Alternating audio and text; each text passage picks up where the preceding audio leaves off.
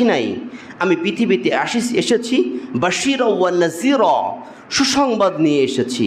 মানুষকে জাহান্নাম থেকে জান্নাতমুখী বানানোর জন্য এসেছি, আমি মানুষকে সম্পদশালী বানানোর জন্য আসি নাই।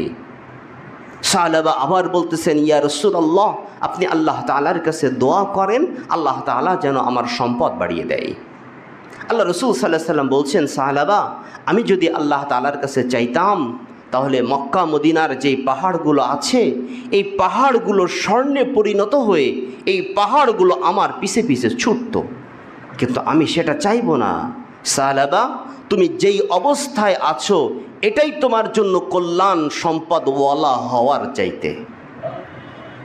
কিন্তু সাহাবা আবার রসুলকে বলতেছেন, ইয়া রাসূলুল্লাহ, না, আপনি আমার জন্য দোয়া করেন, কারণ দরিদ্র হওয়ার কষ্ট, অভাবী হওয়ার কষ্ট এটা কি, এটা আমি বুঝেছি, হাড়ে হাড়ে বুঝেছি।